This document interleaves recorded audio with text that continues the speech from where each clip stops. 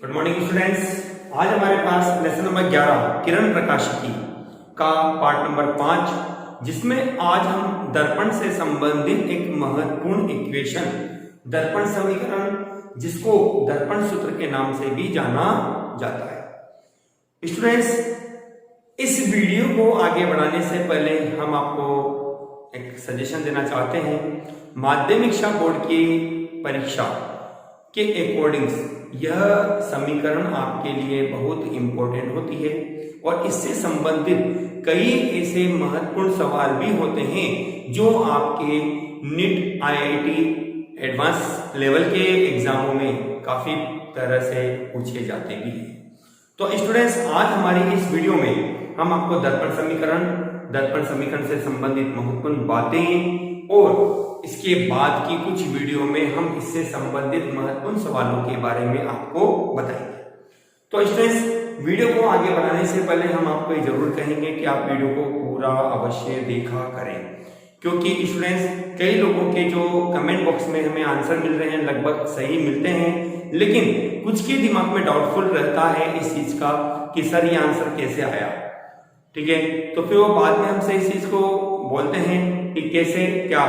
तो स्टूडेंट्स, आप वीडियो को पूरा अवश्य देखेंगे तो आपको आंसर इन वीडियो में जरूर मिलेगा। मैं जो भी क्वेश्चन आपसे पूछता हूं वो वीडियो से रिलेटेड होगा अपना, वो उसका आंसर मैंने वीडियो में आपको अवश्य बोला होगा। आप उस चीज को ध्यान रखते हुए क्वेश्चन को पूरा ध्यान से सुनो, वीडियो को पूरा देखो और उनके आंसर आप दीजिए। जो हमारे पास पार्ट नंबर 4 उसमें जो क्वेश्चन हमने पूछे थे उसके आंसर के जवाब हम इस वीडियो के दौरान बीच में देंगे आपको। हम पहले हमारे टॉपिक पे आते हैं दर्पण समीकरण। हमारे कोर्स में अवतल दर्पण के लिए दर्पण समीकरण को व्युत्पन्न करना दिया गया है, जिसको हम देखेंगे। स्टूडेंट्स, दर्पण समीकरण में हमारे पास एक अवतल दर्पण है हमारे पास यह।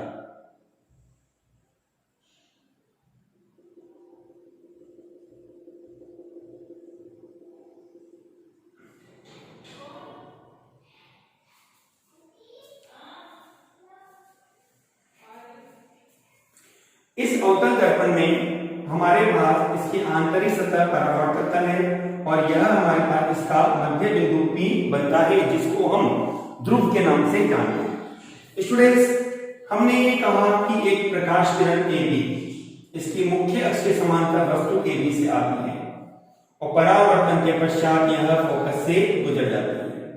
ठीक है स्टूडेंट्स, इसी तरह से जैसा हम जानते हैं कि यदि कोई प्रकाश किरण परावर्तन के नियम का पालन करती हुई दर्पण के ध्रुव पर आपतित होती है यह,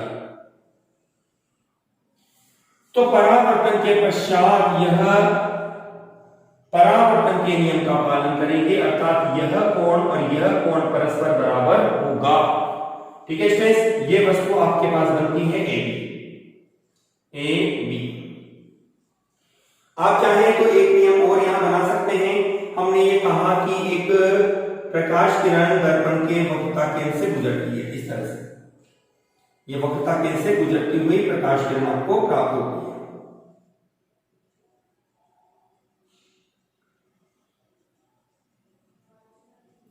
ठीक है स्टूडेंट्स, ये वक्रता केंद्र बिंदु C बनता है आपके पास, तो ये फोकस बिंदु F आपके पास है। ठीक है, और यहां आपके पास इस वस्तु AB का वास्तविक उल्टा और वस्तु से छोटा प्रतिबिंब A' B' प्राप्त होता है।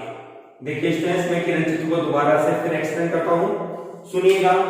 हमने जैसा कि कहा हमारे पास एक अवतल दर्पण है जिसकी मुख्य अक्ष पर हमने वस्तु AB को रखा है। क्या स्टूडेंट्स, हमने इस अवतल दर्पण की मुख्य अक्ष पर वस्तु AB को रखा है। इस वस्तु AB से एक प्रकाश किरण को हमने मुख्य अक्ष के समांतर आता हुआ बनाया, जो परावर्तन के पश्चात दर्पण के फोकस से गुजरती है। हमने इस किरण को नाम दे दिया AL के रूप में। ठीक है स्टूडेंट्स, दूसरी प्रकाश किरण के रूप में हमने कहा कि यह परावर्तन के नियम का पालन करती हुई दर्पण के ध्रुव पर आपतित होती है और परावर्तन के पश्चात यह परावर्तन के नियम का पालन करती है। तो स्टूडेंट, जैसा कि हमने प्रतिबिंब बनाने के नियम में पढ़ा था कि यदि दो किरण आपस में एक दूसरे को जहां प्रतिच्छेद कर जाती है वहीं उस वस्तु का प्रतिबिंब बनता है। तो हम ये देखते हैं कि ये दो रेखाएं, ये दो किरण प्रतिच्छेद करती है इस बिंदु पर। तो आपको इस बिंदु पर वस्तु AB का वास्तविक प्रतिबिंब प्राप्त होता है, जो कि उल्टा है और वस्तु से छोटा बनता है। ठीक है स्टूडेंट्स, हमने एक किरण और चाही, तो हमने कहा कि हमने एक वक्रता केंद्र से किरण को गुजारते हुए बनाया। तो हम देखते हैं कि यह किरण अपने पथ की पुनरावृत्ति करती है, जैसा कि हमने पहले पढ़ा है। ओके, चलिए स्टूडेंट्स, अब हम इसकी डेरिवेशन को सॉल्व करेंगे स्टूडेंट्स। तो सर्वप्रथम हमने कहा कि वस्तु की दर्पण के ध्रुव से दूरी, जैसा कि हम जानते हैं, U के रूप में लिखी जाती है। प्रतिबिंब की दूरी को हम V के रूप में लिखते हैं। ठीक है स्टूडेंट्स, और वक्रता त्रिज्या जो हमारे पास है इसको हम R के रूप में लिखते हैं। फोकस दूरी को हम यहां F के रूप में लिखते हैं। ठीक है स्टूडेंट्स, दोबारा से सुनिएगा, वस्तु की दूरी को U, प्रतिबिंब की दूरी को V, वक्रता त्रिज्या को R, फोकस दूरी को F के द्वारा हमने इस चित्र में प्रदर्शित किया है। ठीक है स्टूडेंट्स, चलिए हम चिन्ह परिपाटी के नियम का उपयोग करते हैं। तो ये सभी हमारे पास बाईं ओर है, इसलिए हमने इनमें सभी के साथ माइनस चिन्ह का उपयोग किया। वक्रता त्रिज्या की जहां हमें नीड होगी वहां हम इस पॉइंट को यूज में लेंगे। अब स्टूडेंट्स, दर्पण समीकरण को व्युत्पन्न करने के लिए मैं आपको सबसे इंपॉर्टेंट पार्ट बता रहा हूं, जिसको आप आधार मानते हुए दर्पण समीकरण को आसानी से हल कर सकते हैं। देखिए, आपको इस चित्र में दो त्रिभुजों का सेट चुनना है। एक सेट जिसमें वस्तु और प्रतिबिंब दोनों शामिल रहे, दूसरा सेट उसमें भी वही प्रक्रिया रहे। इन दोनों त्रिभुजों को आप समरूप सिद्ध करेंगे। स्टूडेंट, आपको पता होगा समरूप सिद्ध करने के लिए हमें दो कोणों को बराबर सिद्ध करना होता है। फिर दो कोणों को बराबर सिद्ध करके हम अनुपातिक प्रमेय का उपयोग करते हैं। अनुपातिक प्रमेय का उपयोग करके हम उस प्रॉब्लम को सॉल्व कर सकते हैं। तो पहले देखते हैं अपन त्रिभुजों के सेट को। हमने ये कहा दो त्रिभुजों के सेट में एक त्रिभुज अपने पास बनता है ACB। ठीक है, मैंने आपको कहा त्रिभुज ACB व त्रिभुज, दूसरा त्रिभुज आपके पास बनता है ACB। में आपको सर्वप्रथम समरूप सिद्ध करने के लिए इन्हें दो कोणों को बराबर सिद्ध करिए। आप दो कोणों को बराबर सिद्ध करने के लिए हमने कहा कि एंगल B बराबर होगा B डैश, एंगल B बराबर होगा एंगल B डैश। रीजन इसका है 90 डिग्री कोण, समकोण त्रिभुज है अर्थात। ठीक है, दूसरी घटना के रूप में अपन कहते हैं कि एंगल C बराबर है एंगल C। रीजन इसका है यह आपके पास शीर्षाभिमुख कोण है। ठीक है स्टूडेंट्स, इस तरह से हमने ये देखा कि त्रिभुज ACB समरूप होगा त्रिभुज ACB। ये आपने पहला पॉइंट पूरा किया। अब इसमें आप प्रमेय लगाएंगे अनुपातिक प्रमेय, जिसके आधार पर हम कहते हैं लंब बटे लंब, आधार बटे आधार। तो स्टूडेंट्स, लंब के रूप में इस त्रिभुज का लंब आपके पास बनता है AB,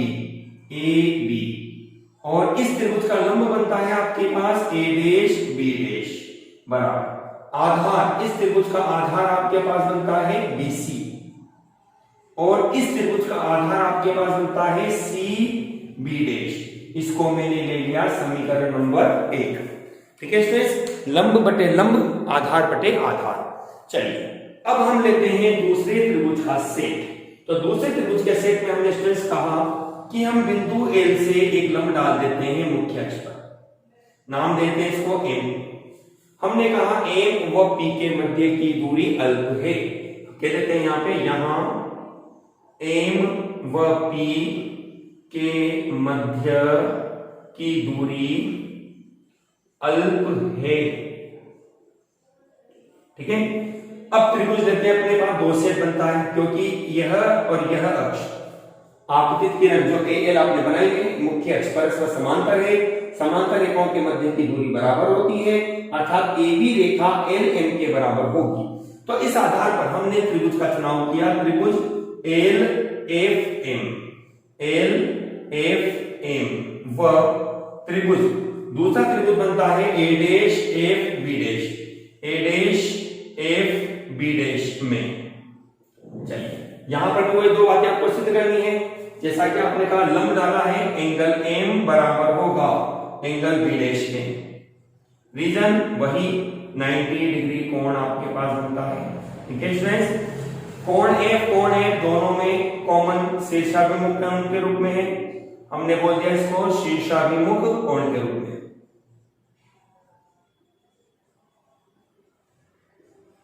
ठीक है, इसलिए आपको मिलेगा त्रिभुज एल एफ एम समरूप होगा त्रिभुज ए डैश एफ बी डैश।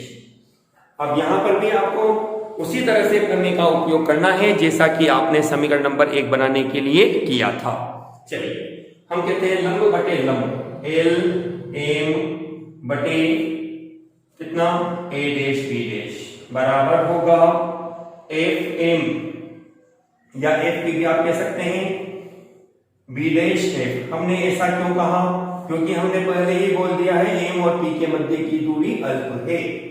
अब चूंकि हम जानते हैं एल एम बराबर है किसके, ए बी के, तो आपको मिलता है ए बी बटे ए डैश बी डैश बराबर होगा एफ पी बटे बी डैश एफ, समीकरण नंबर 2। ठीक है स्टूडेंट्स, यहां तक हमने इस क्वेश्चन को सोल्व कर लिया। प्रॉब्लम वही है, लंब बटे लंब, आधार बटे आधार।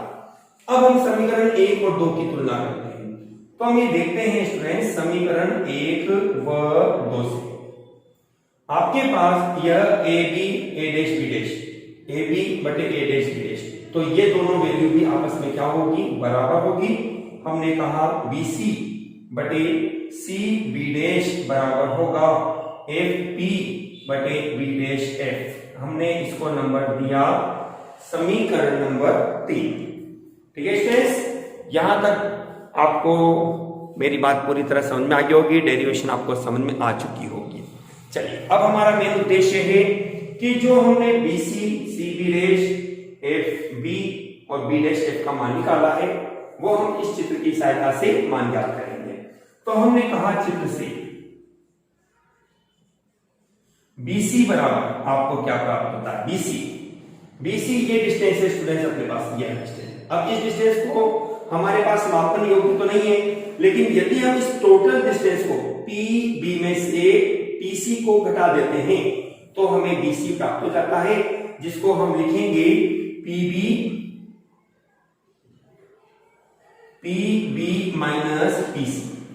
ठीक है, तो BC बराबर आपको मिलेगा, PB का मान आपने निकाल रखा है माइनस KU माइनस PC आपके पास है कितना स्ट्रेस R, जो कि वक्रता त्रिज्या है, और वक्रता त्रिज्या को हम फोकस दूरी के फॉर्म में लिखते हैं तो 2f बनता है माइनस के रूप में, क्योंकि बाईं और डिस्टेंस है आपके पास यह, तो माइनस के 2f आप इसको लिख सकते हैं माइनस के u और प्लस के 2f। ओके स्टूडेंट्स, चलिए BC निकल गया, CB की बारी आती है, CB डैश बराबर CB डैश, ये है आपके पास वापिस से वही बात कि PC में से घटा दीजिए PB डैश, तो आपके पास बनेगा PC माइनस PB डैश। तो PC आपके पास कितना है स्ट्रेस, माइनस के 2f माइनस PB आपके पास है प्रतिबिंब की दूरी माइनस KB जो कि प्लस B हो जाएगी। ठीक है, FB जो कि फोकस दूरी कहलाती है, जिसको हम लिखेंगे माइनस के f।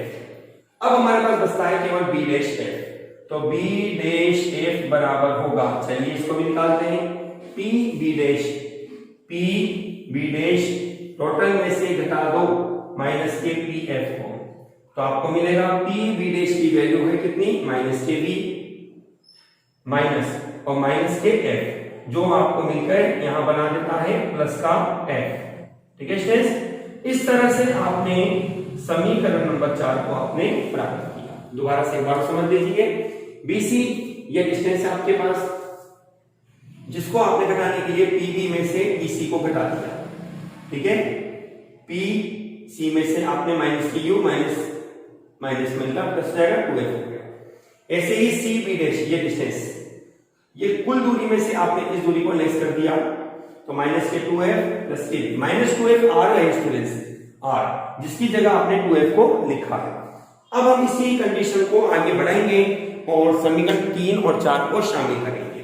तो हमने कहा समीकरण 3 और 4 से, 3 व 4 से क्या बनेगा, देखिए हमने 3 और 4 में वैल्यू रखी BC माइनस के U प्लस के 2f बटे सी बी डैश माइनस के 2f प्लस के b बराबर माइनस के f बटे बी डैश एफ आपके पास कितना है, माइनस के v प्लस के f। देखिए स्टूडेंट्स, BC माइनस के U plus 2f, C B dash minus के 2f plus v, F P minus के f और बी डैश एफ आपके पास माइनस के v प्लस f। इसको सॉल्व करेंगे, क्रॉस गुणा हमने किया, माइनस के u प्लस के 2f इंटू माइनस के v प्लस के f बराबर, इसका गुणा हमने किया तो प्लस के 2f स्क्वायर माइनस के vf। ठीक है, प्लस को हटा देते हैं, मतलब नहीं है प्लस लिखने से अपने को। अब हम इसको मल्टीप्लाई करते हैं स्टूडेंट्स, चलिए हमने कहा माइनस के u माइनस के v, तो uv मल्टीप्लाई किया माइनस के uf, इसको इससे मल्टीप्लाई किया माइनस के 2vf, इसको इससे मल्टीप्लाई किया प्लस के 2f स्क्वायर बराबर ये वैल्यू 2f स्क्वायर माइनस के vf। ये स्टूडेंट्स और ये स्टूडेंट्स आपस में कैंसिल हो जाती है। ठीक है स्टूडेंट्स, आप देखते हैं कि माइनस के 2vf लेफ्ट साइड है और प्लस माइनस के vf राइट साइड है। तो अब जब इसका पक्षांतरण करके इधर लाते हो तो यहां से एक संख्या कम हो जाएगी, आपको बनेगा यहां पर uv माइनस के uf माइनस के 2v, सॉरी ये कम हो जाएगा तो vf बराबर 0। ठीक है, हमने कहा uvf का भाग देने पर आपको मिलेगा uv बटे uvf minus uf upon uvf minus vf upon uvf बराबर 0। ठीक है, चलिए uv कैंसिल हो जाता है 1 upon f minus 1 upon v minus 1 upon u बराबर 0। तो स्टूडेंट्स हमें मिलता है 1 अपॉन f बराबर होगा 1 upon v plus 1 upon u। ये स्टूडेंट्स आपको जो आंसर प्राप्त होता है, हमने इसको नंबर दिया समीकरण नंबर 5। यह आपके पास दर्पण समीकरण को व्यक्त करती है। ये जो समीकरण आपने प्राप्त की है यह दर्पण समीकरण को व्यक्त करती है। एक बार कैलकुलेशन दोबारा देखना है आपको। समीकरण 3 और 4 को हमने शामिल किया, हमने BC की वैल्यू को रखा और BC बराबर है माइनस की u प्लस 2f, CB हमारे पास है माइनस के 2f प्लस p, FP हमारे पास है माइनस के f और B डैश f हमारे पास है माइनस के v प्लस f। हमने क्रॉस गुणा किया, ये आपस में इजी वे में मल्टीप्लाई हो रहा है, माइनस माइनस प्लस हो जाएगा 2f स्क्वायर माइनस vf। हमने इसको मल्टीप्लाई किया uv माइनस के u को प्लस के f से माइनस के uf, 2f को माइनस v से माइनस के 2vf और 2f को प्लस के f से 2f स्क्वायर, ये 2f स्क्वायर कैंसिल हो जाएगा। ठीक है स्टूडेंट्स, अब हमारे पास एक माइनस vf अदर साइड है और दूसरी साइड माइनस के 2vf है। इसको इधर लाते हो तो एक कम हो जाएगा, uv minus uf minus vf बराबर 0। हमने uvf का भाग दे दिया, हमें प्राप्त होता है uv upon UVF minus UF upon UVF minus VF upon UVF बराबर 0। हमें मिलेगा 1 upon F minus 1 upon V minus ये 1 अपॉन यू, या 1 अपॉन एफ बराबर 1 upon V plus 1 upon U. इस तरह से स्टूडेंट्स ये जो आंसर आपको प्राप्त हुआ है यह आपको दर्पण समीकरण है, यह दर्पण समीकरण या दर्पण सूत्र है। ठीक है स्टूडेंट्स, इस तरह से हमने दर्पण समीकरण को यहां पर व्युत्पन्न किया।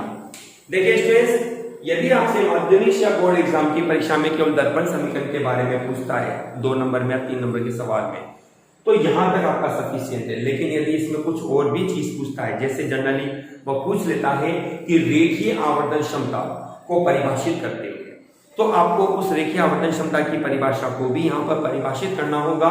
वो परिभाषा आप कैसे व्यवस्थित करेंगे देखिए, मैं अपनी इस वीडियो में आपको बताऊंगा। देखो मैं इसको मिटा देता हूं स्टूडेंट्स यहाँ पर।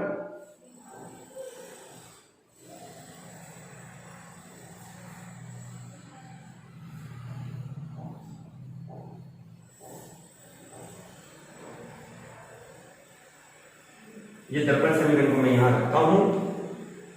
ठीक है स्टूडेंट्स, हम पढ़ रहे हैं रेखीय आवर्धन क्षमता, रेखीय आवर्धन क्षमता। रेखीय आवर्धन क्षमता को स्टूडेंट स्मॉल m से लिखा जाता है। देखिए रेखीय आवर्धन क्षमता ये क्या, किसे कहते हैं, तो हम ये कह सकते हैं यहाँ पर स्टूडेंट्स m बराबर आपके द्वारा बनेगा ध्रुव से प्रतिबिंब की दूरी, प्रतिबिंब की दूरी बटे ध्रुव से बिंब मतलब कि वस्तु, बिंब की दूरी। जैसा कि आप जानते हैं ध्रुव प्रतिबिंब की दूरी को v द्वारा और वस्तु की दूरी को u द्वारा हम लिखते हैं। इसको u भी कहा जा सकता है स्टूडेंट्स। प्रतिबिंब की ऊंचाई, प्रतिबिंब की ऊंचाई में अपने पास इस चित्र में मान लेते हैं कि जो प्रतिबिंब आपको प्राप्त है इस प्रतिबिंब की ऊंचाई को हम मान लेते हैं h डैश और वस्तु की ऊंचाई को मान लेते हैं h। तो प्रतिबिंब की ऊंचाई अपने पास है h डैश बटे हमारे पास होगा बिंब की ऊंचाई, बिंब की ऊंचाई जिसको हम लिखते हैं h के रूप में। ठीक है, अब जैसा कि आप जानते हैं स्टूडेंट्स प्रतिबिंब की दूरी v और u दोनों ही माइनस के रूप में आपस में कैंसिल हो जाती है, तो v बटे u आपको मिलेगा बराबर प्रतिबिंब की ऊंचाई, प्रतिबिंब हमारे को मुख्य अक्ष के नीचे प्राप्त हो रहा है जिसको हम लिखेंगे माइनस के h डैश, और बिंब हमारे पास मुख्य अक्ष के ऊपर है, इसको h के रूप में लिखा जाएगा। या आप इसको u भी कह सकते हैं स्टूडेंट्स, m बराबर होगा माइनस के v बटे u बराबर h डैश अपॉन h। ये आपके पास स्टूडेंट्स रेखीय आवर्धन क्षमता का सूत्र प्राप्त होता है। स्टूडेंट माइनस से आप चाहे इधर लगाएं या इधर लगाएं कोई फर्क नहीं पड़ता, जो सी राशि आपको ज्ञात करनी होगी उस आधार पर इसका चिन्ह का उपयोग करना होगा। स्टूडेंट्स इस माइनस चिन्ह की कुछ विशेषताएं होती है आपके पास। ये माइनस चिन्ह आपको इन्फॉर्म करता है कुछ बातों को लेकर, जिसमें मैं आपको यहाँ महत्वपूर्ण 2 पॉइंटों के बारे में बता रहा हूं, ध्यान से सुनना। नोट पे मैंने नंबर 1 कहा, यदि आपके पास यदि m आपके पास नेगेटिव साइन का आता है, माइनस साइन का, केवल चिन्ह का काम ये होगा, नेगेटिव आता है तो प्रतिबिंब वास्तविक प्राप्त होगा, वास्तविक प्राप्त होता है। ठीक है स्टूडेंट्स, नंबर 2 के रूप में अपन कह सकते हैं यदि आपके पास m की जो वैल्यू है वो पॉजिटिव होती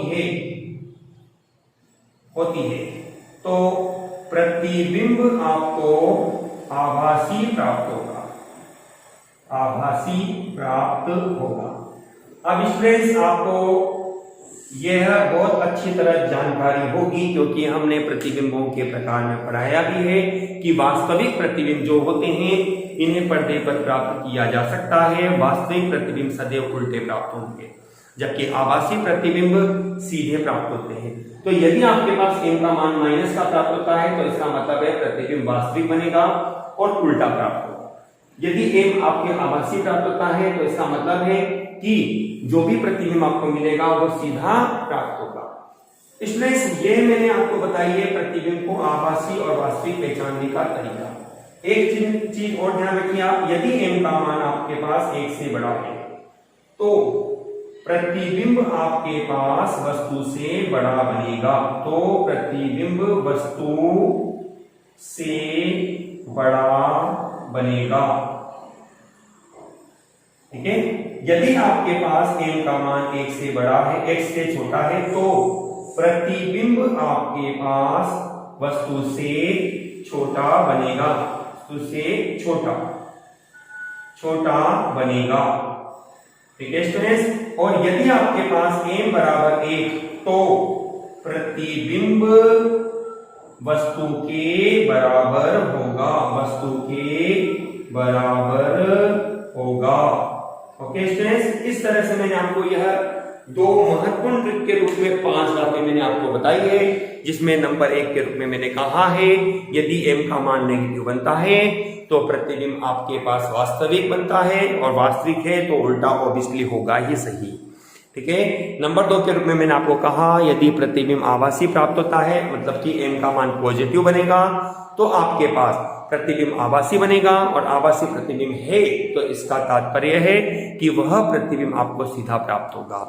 सेकेंड पार्ट ऑफ ट्रिक के बारे में मैंने आपको कहा m ग्रेटर देन 1, 1 से बड़ा, तो प्रतिबिंब वस्तु से बड़ा बनेगा, और यदि m का मान 1 से छोटा है तो प्रतिबिंब वस्तु से छोटा होगा, और यदि m का मान 1 के बराबर है तो आपके पास प्रतिबिंब और वस्तु अर्थात बिंब दोनों का आकार परस्पर बराबर होगा। स्टूडेंट्स, इस तरह से मैंने आज आपको बेहद इंपॉर्टेंट टॉपिक के रूप में दर्पण समीकरण, दर्पण समीकरण की व्युत्पत्ति, न्यूमेरिकल को हल करने के लिए बेहद बेहद बेहद इंपॉर्टेंट ट्रिक बताई। ट्रिक को ध्यान से समझना, बार बार रिपीट करना, दोहराते रहना, और इसको बार बार लिखकर प्रैक्टिस करना, क्योंकि स्टूडेंट्स यदि आप पुराने पेपर देखते हैं तो आप ये देखते हैं कि इन दर्पण से संबंधित सवाल आपके बोर्ड एग्जाम में और अदर कंपटीशन एग्जाम में और भी कॉम्पिटिटिव एग्जाम में आपके पास पूछी जाते हैं। तो आपके लिए यह टॉपिक एक बेहद इंपॉर्टेंट टॉपिक्स होते हैं स्टूडेंट्स। अब इसके बाद हमारे क्यूज की बारी। सबसे पहले तो हम हमारे उन क्यूज का आंसर देंगे जो हमने हमारे पहले सवालों में हमने आपसे पूछे थे। उन क्यूज के रूप में आपसे जो सवाल पूछा गया था उनमें कुछ सवाल आपने सही जवाब दिए और कुछ के आंसर आपने गलत जवाब दिए। तो स्टूडेंट्स मेरी बात सुनिएगा, मैं यहाँ पर इस बोर्ड पर से इन चीजों को इरेज कर देता हूँ, मिटा देता हूँ।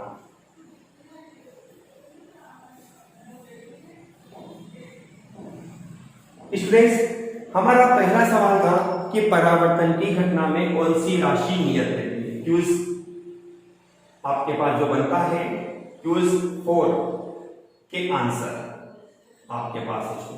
पहला आंसर है आपका परावर्तन की घटना में कौन सी राशि नियत रहती है।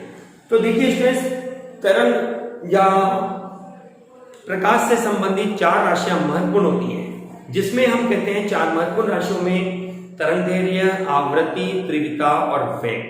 तो स्टूडेंट्स परावर्तन की जो घटना होती है, परावर्तन की घटना में प्रकाश की तीव्रता परिवर्तित होती है, जबकि तरंगदैर्घ्य, आवृत्ति और वेग नियत रहता है। हम कहेंगे तरंगदैर्घ्य, आवृत्ति व वेग अपरिवर्तित रहता है, जबकि आपके पास तीव्रता परिवर्तित रहती है।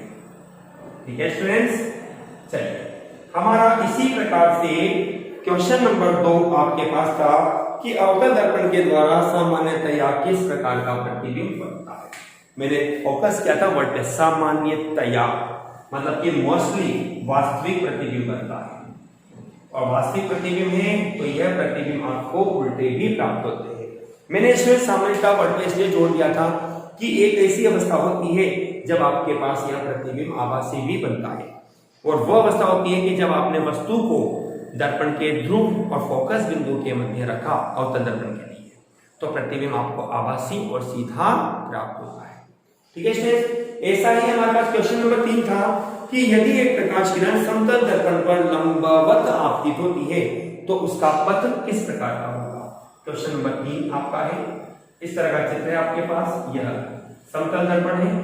ठीक है, हमने एक प्रकाश किरण को इस पर इस तरह से लंबवत आपतित किया तो यह अपने पथ की पुनरावृत्ति करेगी। तो अपन कहेंगे यह अपने पथ की पुनरावृत्ति करेगी, पुनरावृत्ति करेगी।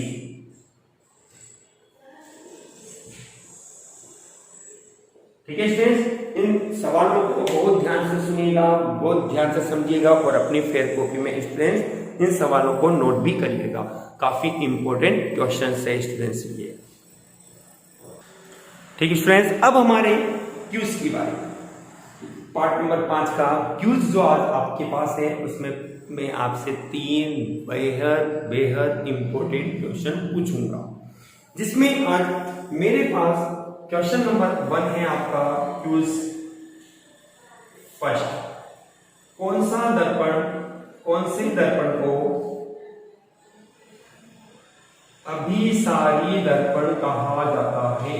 अभिसारी दर्पण कहा जाता है। आपको बताना है स्टूडेंट्स कौन सा ऐसा दर्पण है जिसको अभिसारी दर्पण के नाम से भी जाना जाता है। क्वेश्चन नंबर 2 आपके पास है, यदि आपके पास एम नेगेटिव हो तो प्रतिबिंब की प्रकृति क्या होगी। प्रतिबिंब की प्रकृति क्या होगी। ठीक है स्टूडेंट्स, नंबर 3 सवाल नंबर 3 अपने पास है आज का, अपने इस क्यूज का। यदि आपके पास वस्तु वक्रता केंद्र पर स्थित हो तो अंतिम प्रतिबिंब कहां बनेगा। अंतिम प्रतिबिंब कहां बनेगा।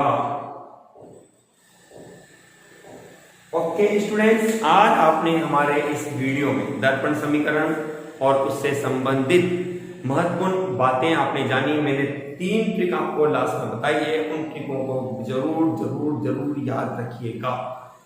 हमारा पार्ट नंबर 6 केवल न्यूमेरिकल इक्वेशन होगा जो दर्पण समीकरण से या अभी तक जितना हमने पढ़ा है उससे संबंधित रहेगा। ठीक है स्टूडेंट्स, काफी इंपॉर्टेंट रहने वाला है वह पार्ट। उसमें हम पुराने एग्जाम्स में आए हुए क्वेश्चंस और आने वाले संभावित सवालों के बारे में आपसे जिक्र करेंगे। ओके स्टूडेंट्स, वीडियो को पूरा देखते रहिए, वीडियो को लाइक शेयर और कमेंट करना मत भूलिए। Thank you students.